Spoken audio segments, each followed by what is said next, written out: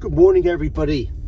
Well, I had this great plan that I was going to get up this morning and do one of these waking up in the van type videos and cook some breakfast and sort everything out, but to be perfectly honest, it's such a pain to actually make the bed up in this van because it's so small and sort things out, especially when it's a little bit wet. And to be honest, it's been hammering it down with rain overnight, that I decided that actually I would get on the road and drive to my first location and have a bit of breakfast.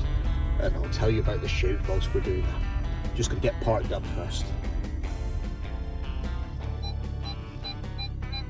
Just had a bit of a laugh and a bit of chuckle to myself because there's another YouTuber that I follow, a guy called Henry Turner, who's also a fantastic landscaper. If you haven't seen his channel, watch this video first, but then check his out if you want to. But basically, he always makes me laugh because he calls his coffee Coff Coff. And I just caught myself doing exactly the same. So cheers, Henry. Anyway, back to my channel and back to today. Today we have driven down to a place called Porthcurno Beach. Pleased to turn up this morning and find out that it's £2 for the whole day parking, so I can stay here for as long as I want. But it's not the only location we're going today.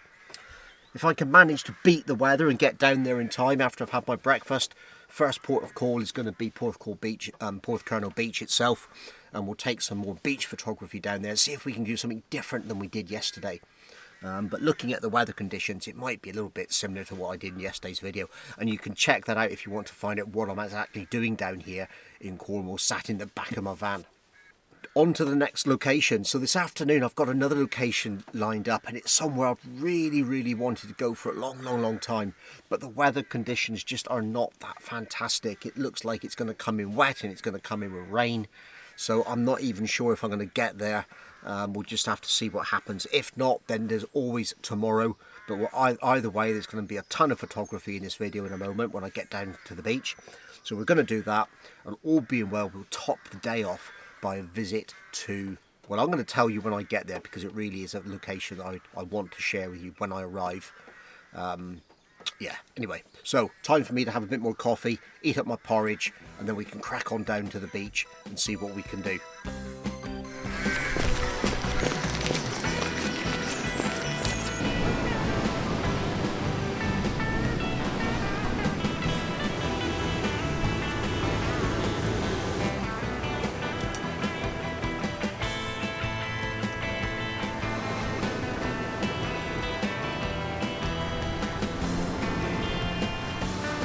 Oh wow, what a location. I just wish we didn't have this breeze and this wind constantly blowing rain into my face and against the lens. It's making it a bit of a nightmare to try and get everything taken and everything dry. I'm protecting the camera gear as the best that I can, but boy, it's not making it easy. Luckily, the wind seems to have changed direction a little bit, and I found a really nice sheltered spot where I can sit down and get some photographs taken. I'm sorry I've not been able to explain to you everything as I've been putting the camera together and composing the shot, but it's just been too difficult to do it, and I've needed to work really fast. I have taken some viewfinder videos, let's put that up for you now. I've taken two slightly different compositions of the same scene. One's a wider view, one's a slightly narrower view. So let's talk about the narrower view first. What really attracted me to this is the layers in the image. It's once again similar to yesterday, but it's like with the layers of sand, the waves, but what we've got here as well, we've got the added depth in the image of the breaking, of the land in the background. There's like 3 consecutive layers going back, and with the mist and everything blowing through, those are going out in ever decreasing sort of levels of separation, levels of I've lost my words, but you know what I mean. Basically, it's giving you a lot of depth in the image, and it's enabling you to sort of create that feeling of depth. Once again, it's very strange today, although it's very rough sea and there's a huge swell and the waves are breaking and crashing and coming in. It's also got this very light and airy feel. It's got this mysterious, dangerous beauty about it, where you know if you were trying to go out in there in a boat, or you were sailing, or even tried to swim or anything crazy like that, or surf, then you're likely to get smashed on these rocks. And yet they've got a beauty to them, as something that you really want to capture in your images. So that's how I think I'm going to process them. Once again, I'm going to go for this light, airy feel. I've been shooting at shutter speeds anywhere between half a second and 2.5 seconds. In the wider view, I've come back a little bit more, and we've got some rocks that I'm actually sheltering behind creeping in the right hand side. It just adds another element of depth in the picture. I'm not sure which one I'm going to prefer. I'm going to process the one that I like the best, but I will show you both the raw files if nothing else. I may even process them both if I can't make my mind up. So have a look at these images. I will put up the settings on the screen for you. I'm going to try something really crazy now, because I think there's a 5:4 composition I can take in a vertical format. But to do that, I need to put my 70 to 300mm lens on. Wish me luck with that one. So this is the raw file from the first image that I took. The wider viewpoint does feel slightly wrong to me. It fails to capture the power of the sea. But the boulder on the right hand side, it does seem to offer a little balance to the image. Or does it compete with the main subject and distract you from looking at what's important?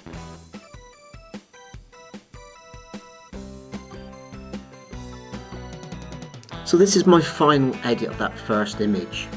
This is the narrower view. I think going in closer captures the power of the sea much better. The layers of recession going off into the distance worked well.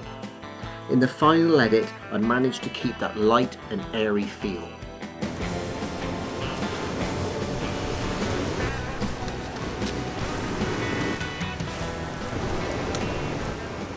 Well, it's not the slickest lens change I've ever done, but it's on the camera. Everything's relatively dry and safe, and that's all that matters really, isn't it? Situations like this, you've really got to do your best to make sure that you keep absolutely everything as ready to go as you possibly can. It's about being prepared, having all your gear set up, knowing exactly what you're going to do.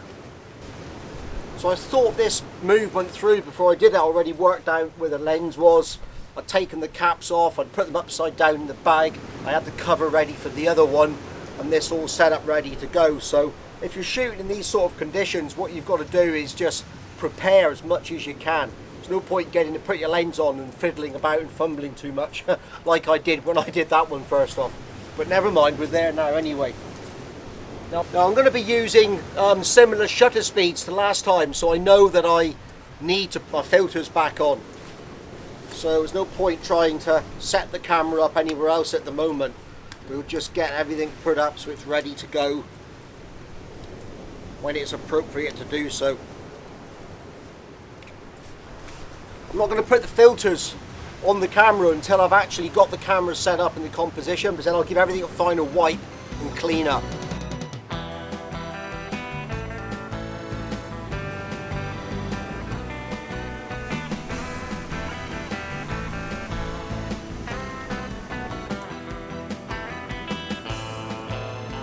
So I think the lens change was probably worth it, because the images which I'm getting through my 70 to 300, which is set at about 135mm, are working out really well. I'm getting some nice close-in detail on the rocks. Once again, this is similar to the last picture. So this is just a narrower angle of view and a change to a portrait 5:4 crop. The Canon 5D doesn't have a 5:4 in-camera crop setting. I've got to go 4:3, which gives me an approximation and then allows me to adjust it when I get back inside the computer. So I still have some other choices I can make.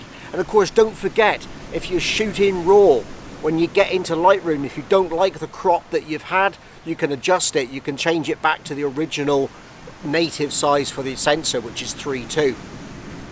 Once again, I've been shooting at a range of different shutter speeds. I didn't record them at the time. I'm going to put them up on the screen when I show you the final image, because everything's getting really too wet now. So I've had a bit of a battle and a bit of a fight to keep everything dry, so I'm going to go back to the van. But like I said, this isn't the end of photography today. There's more coming up. I've got a separate location which I'm going to move on to next, so I hope you stick around and join me for that.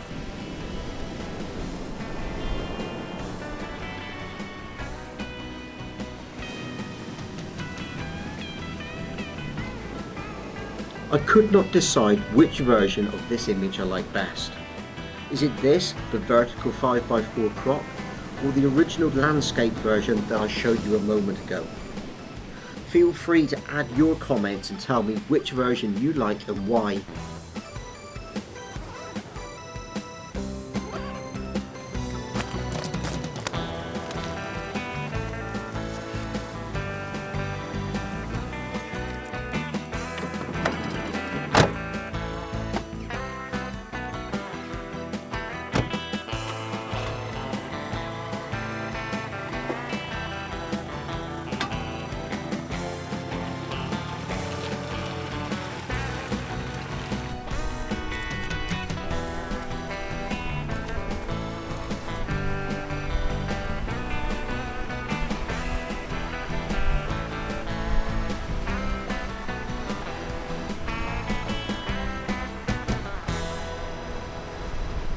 Well, there you go, folks. This is it, Nanven Beach, if that's how you pronounce it. This is where I was trying to get to. It's the one location on this trip that I really wanted to get.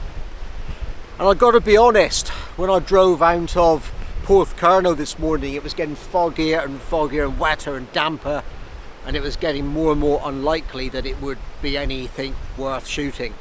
I was hoping that it would maybe just be dry at very least, and I could deal with the fog and create some quite creative conditions. And although in some ways I wish it was a bit foggy, I'm not going to grumble. I've had nothing but rain now for a couple of days and really heavy overnight, and this is broken up.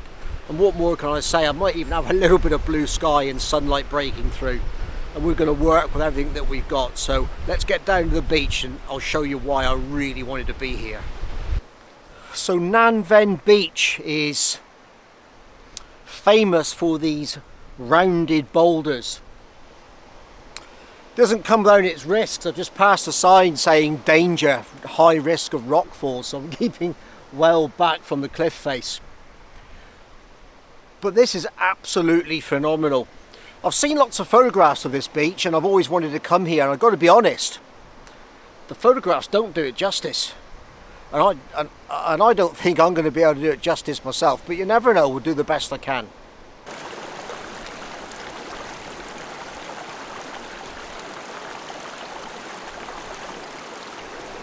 Well, I found my first composition. Didn't exactly take me long, to be honest, and down here I'm not really surprised. It's quite easy to find things to shoot. What I'm concerned about though is am I photographing the best thing to shoot? I've had some fantastic light, but it's starting to cloud over a bit again now, and maybe that fog and sea mist is going to come back in. Just have to see what happens and how it works out. But I'm really pleased with what I've got anyway. The picture that I've just taken relies on the foreground. It's this beautiful boulder with some water swirling all the way around it. But I wanted it in some sort of context, so I've included the background in it as well, but only just a slither of sea in the background. It is all about the beach in the foreground and what's right in front of me.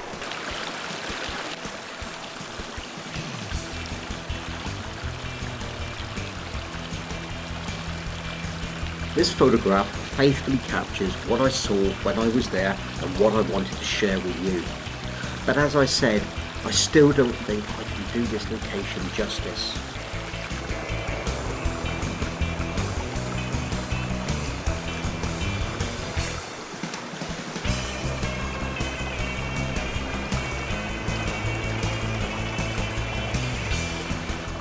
I didn't bother going through the setup for that photograph or any of the camera settings. I'll put them up when I show you the image though.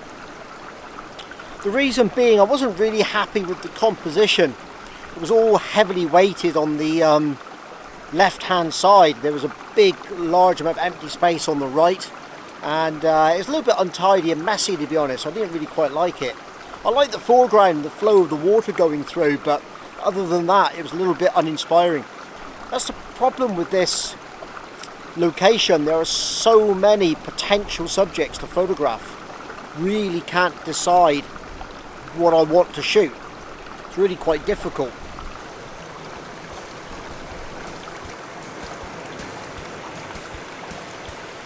I enjoy taking this photograph, working the scene, studying it, playing with the compositions, but I could not find a way to make it balance.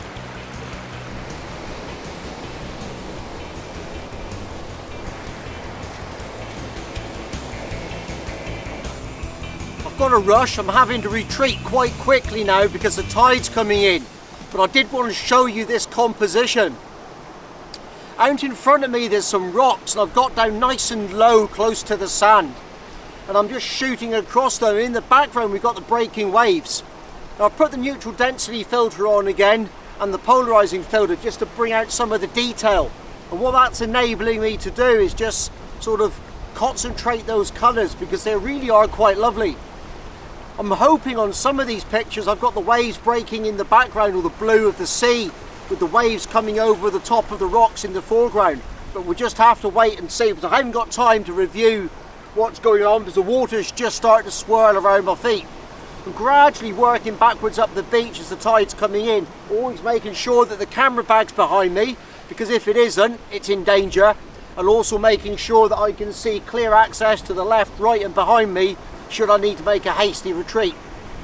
Camera bag's up on a rock at the moment, so it's nice and safe. It's about 6 foot, 4 or 5 foot higher than I am. So we're all good, and it's time to move back a bit further. Have a look at this photograph, and I'm going to make a hasty retreat back to drier land.